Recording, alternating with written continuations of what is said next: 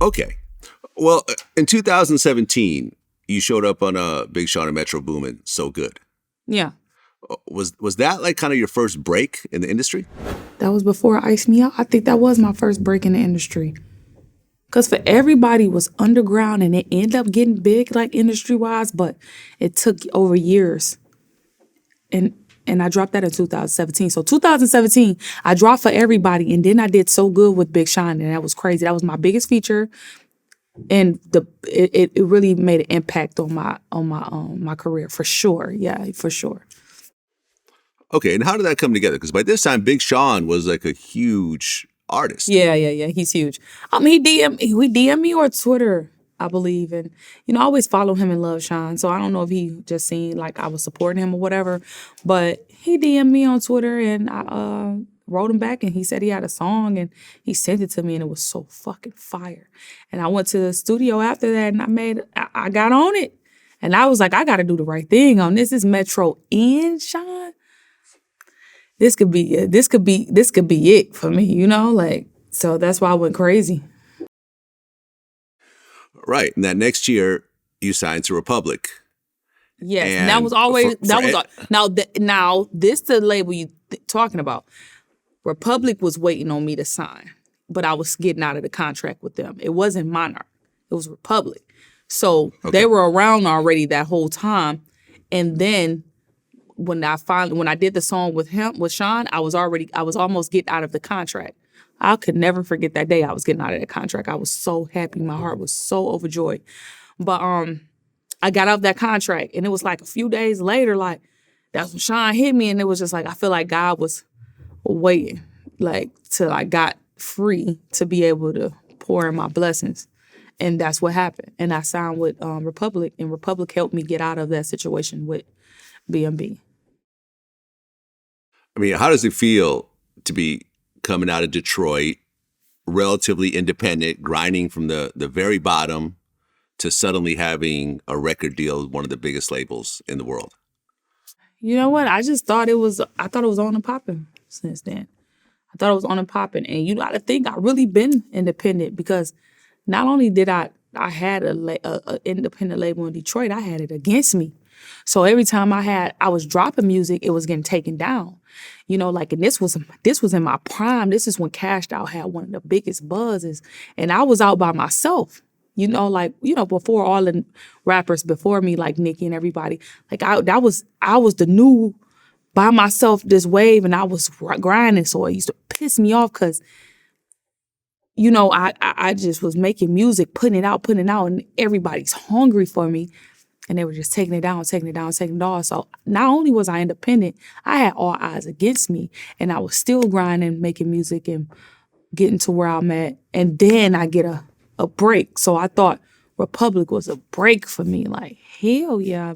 Republic Records, everybody. Like, you talking about Taylor Swift on Republic Records, Ariana Grande. We're talking about the biggest artists in the world. So I'm like, okay, cool. And so I was excited. Well, under Republic, For Everybody just goes crazy. And I looked it up recently. There's like 90 million views for that song between like Spotify and YouTube. I love Republic, but they really did Ice Me Out. Love For Everybody, that was me. That was when I was all eyes against me. I dropped that by myself. And then when I got with them, I ended up selling the song to them. But that wasn't their song. Okay, right. So Ice Me Out came out under Republic, and that song has 70 million views. Yeah. Also. Yeah, exactly. They did that. Right. And you just went crazy in 2019. That was the same year that we did the interview. Yeah. And I started just kind of going through the whole catalog. So like I said, Ice Me Out, 70 million views. Ready Set with Big Sean, 30 million views. Doing Too Much, 30 million views. No Lames with Summer Walker, 30 million views. Iggy Azalea featuring You, Fuck It Up, 60 million views. You're on the Charlie's Angels soundtrack for How It's Done. Yeah. 15 million views. Yeah. Like, how did it feel to just have hit after hit after hit after hit after hit after hit all in 1 year? I was just still hungry. I mean, a hit would come out and I'd be okay, I have a drink to it, but it's like, I want the next one. I want the next. I need something else. Like, I want to keep this thing going. Like, that's how I was. And I never really felt like I had got my break. That's what's crazy. It's like I dropped all those records, and all those records was a big deal, but I just still haven't, it was just something that was missing to me. That I really don't feel like I really don't feel like I did that much. I don't know. I mean, was the money starting to come in that year? Yeah. Money always, you know what? I think I'm a cash cow. Because something that's like, money. I'm always going to get some money now. I mean, you're always going to get some money, but when you talk about records like this, with this many streams, along with the promotion and the touring and everything else like that, you got to admit that the money jumped up that year. Nah? Did it? I ain't gonna lie, I'm making the most money I ever made now. Okay. But did it jump? It probably did. I can't remember. Well, you said 2019. Yeah. Yeah, I make a lot of show money. Like when you sign to those major label deals, you don't get money off the sales and all that. You'll get royalty checks from like BMI and, publishing and stuff like that, but you don't make money off the sales. Like, that's where they collect their money from.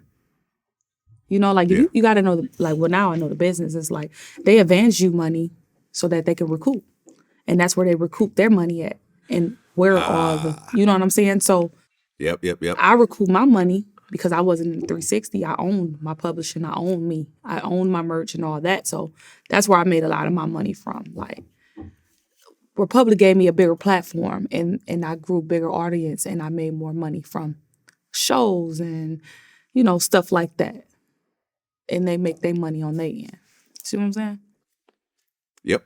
Yeah. How did the song with Iggy Azalea come together? Because that ended up being one of your big songs as well. She DM'd me on Instagram. No, on Twitter. She DM'd me. And I DM'd her back. I'm like, what's up? That's my girl. Iggy, cool.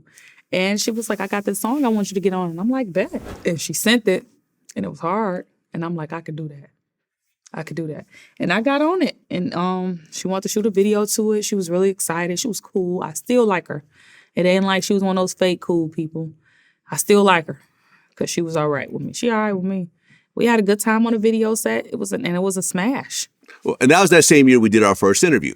And like I said, you were just completely on fire that year. Mm-hmm. And, it was cool to really see you at that point and kind of catch the wave that you were really kind of building up. Yeah.